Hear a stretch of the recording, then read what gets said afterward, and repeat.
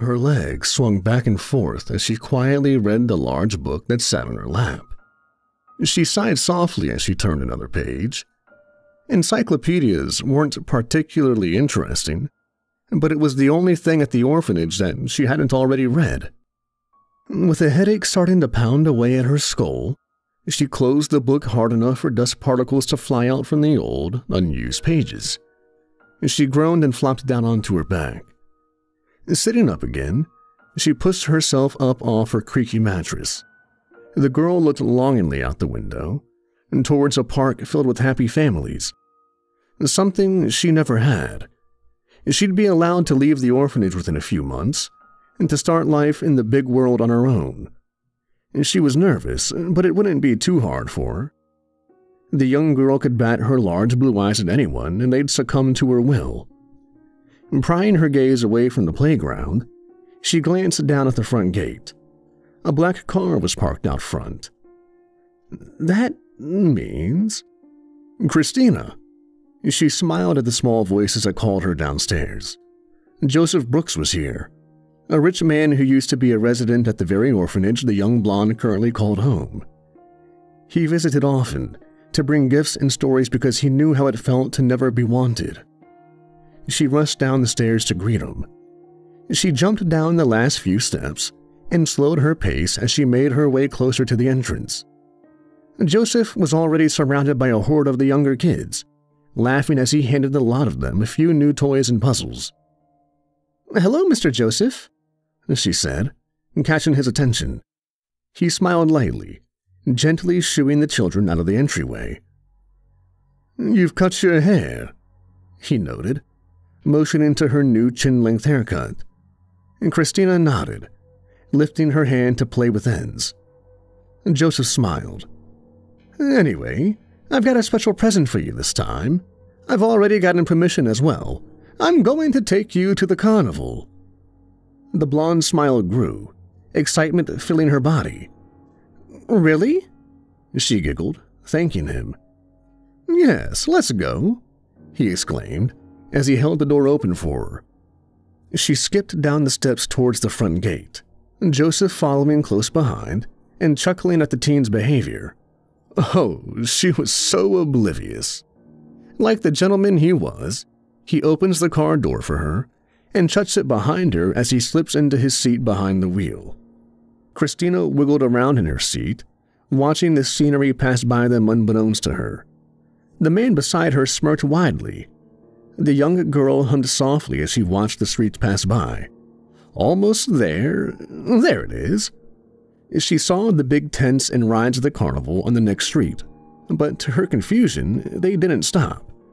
Her brows furrowed as she turned to the man beside her. "The carnival was back there. We passed it. Where are we going?" He smirked and looked at her in such a way that she felt as if she was a complete stranger. He laughed. "Oh, we're not going to that carnival.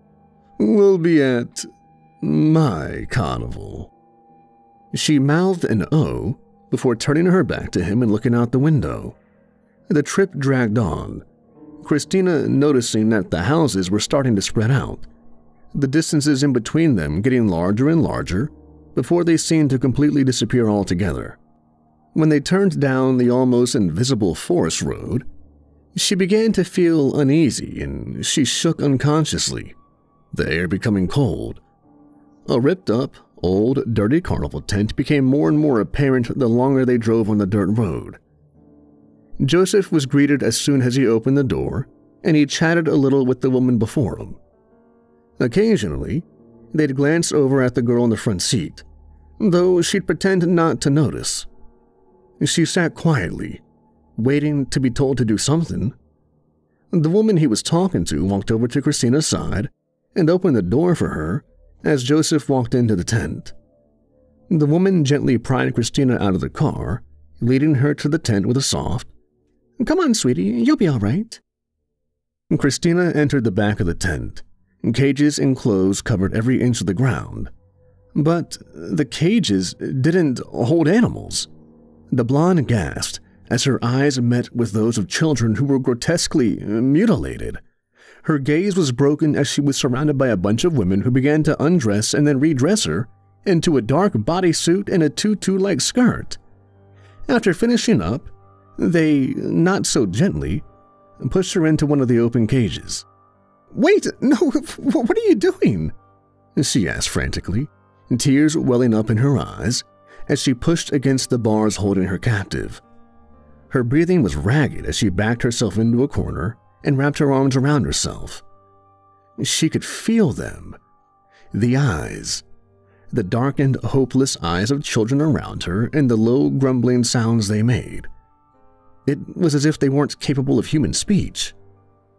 She rocked back and forth, listening as others were taken from their cages. Some of them came back and others didn't. She only looked up when she heard the door of her cage open, and one of the women from before pulled her out and gripped her shoulders harshly. Christina was dragged out into a small ring.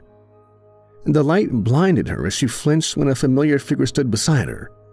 The once kind voice of Joseph was almost mocking as he, the ringleader, announced the next act. Christina Withers, the Contortionist. "But, Mr. Joseph, I'm no—" She was cut off as he grabbed her and pushed her towards a small box in the middle of the ring. And people cheered, but she couldn't see them. The glare of the lights was too much. She walked closer until she could peer down into the box. She contemplated attempting to fit in, but shook her head and stepped back. It didn't even have air holes. Hitting her back against the ringleader, she looked up at him. Gently, she spoke. I can't fit." A wicked smile stretched across his face as he turned to address the audience. "You hear that? She can't." He laughed before continuing. "Oh, well then, I'll have to make you fit." He threw his hands out and the crowd cheered, laughing and encouraging him.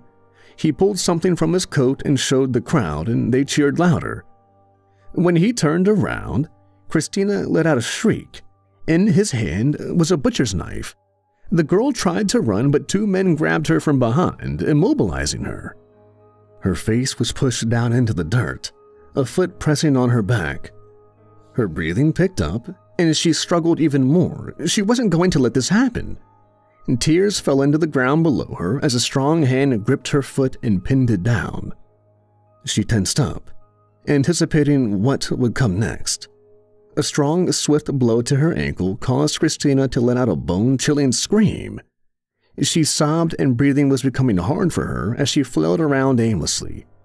She heard a soft thump as Joseph stepped in front of her and swiftly returned to where she couldn't see him. What she saw made her sick. Inside the clear box was her very own foot. She screamed again, sobbing before she couldn't take it and threw up. She watched as slowly pieces of her limbs were dropped into the blood-stained box, the crowd cheering. Blood pooled around her. Red filled her vision. Why couldn't she just die? She didn't want to feel any more pain. "Please," she choked out hopelessly. Her wish was soon granted as her old friend placed his hand on her head, pushing it onto the ground before cold metal covered with a sticky, crimson blood made contact with the sensitive skin of her neck and cut her off from the world.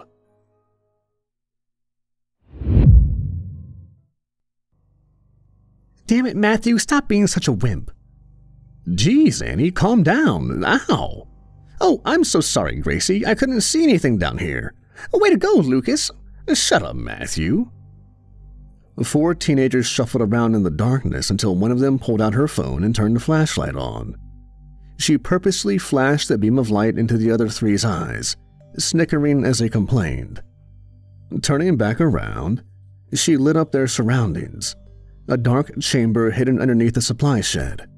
Juggling clubs, unicycles, and cages were littered over the ground, but there was almost no dust at all.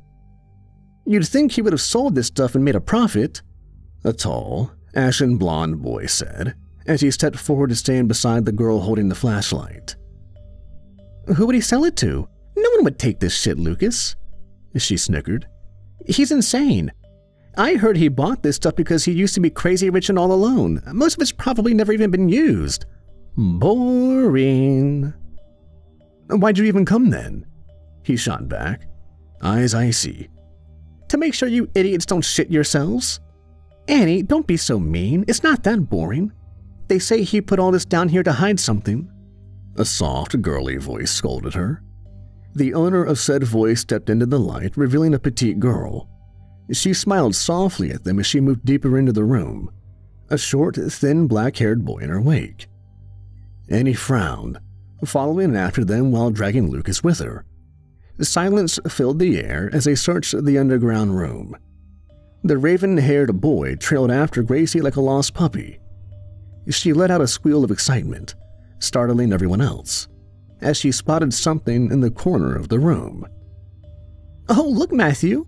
It's a Contortionist box," she said, as she addressed the boy following her. "I think I'd be able to fit, see?" The three other teenagers cringed as they watched her bend her body in ways that were unnatural. When Gracie had finished, she was wrapped up into a little ball about the same size as the box. She unraveled herself soon after, jumping to her feet. I want to try," she announced. "I think there are clothes in the box, though," Matthew said, glancing at the box nervously. "Are you sure it isn't a box just for costumes or something? I don't want you to get hurt." Gracie looked at it before shrugging and striding towards it. She opened the lid and reached down to grab the tutu that was stuffed in the box. But as she did, a stench of decomposition hit her hard. Panicking, she tripped over her own feet and landed on her backside, gagging. Worried, the three others rushed forward to help her, but she didn't even spare them a glance as she stared straight at the box. Her terror-filled face paled as she watched the box. The other three whipped their heads around to see a hand, haphazardly stitched onto a pale forearm, snake its way out of the clear box and touch the ground delicately. A chorus of screams ripped through the air. Annie dropped her phone, and it landed at a weird angle, lighting up the box in front of them eerily. The four teens froze in place. A figure began to slowly rise from the box, the limbs hanging at awkward angles, and its spine was completely bent over in the opposite direction, the head level with the calves. The legs were standing somewhat upright, but they curved outwards, as if the bones weren't solid. This monster stepped out of the box slowly, shakily, one high-heeled foot at a time. With swift, jerky movements, the legs, bone by bone, snapped back into place and the spinal cord followed suit. The upper body jerked forward. A long series of cracks resonated in the air. The body of a young female slumped, arms hanging loosely at its sides. Stitches littered her pale skin, and her once new costume was ripped and blood-soaked. Wriggling her fingers, they clicked into place and she straightened her back, blue eyes flashing at the teenagers in front of her as she revealed an insane, blood-soaked smile. Terrified, the small group tried to flee. Unfortunately, it pulled Gracie back and the girl's head was smashed into the bottom of the clear box. She screamed and sobbed as her arms were soon stuffed into the box as well. The rest of her body, after having lots of bones give way under the force the creature was applying, fit into the box with ease. Still smiling, she reached for the lid of the box, ignoring the screams and yelling of the other teenagers, until a strong hand grabbed her arm, startling her. The monster's smile faltered. She ripped her arm away from the blonde boy who held on to her and quickly slammed the box shut, locking it with a brittle key that snapped into the lock. The box was hit furiously from the inside. Muffled screaming seeped through the airtight box and the plastic began to fog up. All attention was averted to the box. Bang, bang, bang. The movement became more and more frantic before it stopped altogether. Annie was on her knees in front of the box calling to her trapped friend, cell phone flashing in hand and not getting a response. Tears poured down her face and she let out a grief-filled scream. "Annie, Matthew, we need to go, now." Lucas said urgently, grabbing the girl's arm. Annie ripped and pulled at Lucas's grip before falling limp, realizing her struggle was futile. Matthew nodded in acknowledgement, following close behind the stumbling girl attached to Lucas. Looking around frantically, the stitched-up girl had disappeared while they watched their friend die. "Matt, you first," the taller boy commanded, slowing down so the black-haired boy could pass. Matthew reached out to grab the rope ladder that brought them down to the old man's cellar, but felt instead his hand hit something hard and cold. Reeling back, he tripped over himself. The blonde monster giggled and jumped forward with both feet, as if she were jumping into a puddle, but instead of hearing the splash of water, there was a cracking sound. The creature landed full force on Matthew's ankles, successfully snapping them. He cried out in pain and dragged himself back towards Annie and Lucas's feet. Now, even the most collected of the remaining three lost it. Lucas looked terrified, his eyes glazing over as he visibly froze on the spot. The monster dropped to the rope ladder she had cut off and spoke for the first time, her voice chilling as she tilted her head slightly, a butcher's knife gleaming in her hand. "You can't leave yet. It's showtime, and you're up next."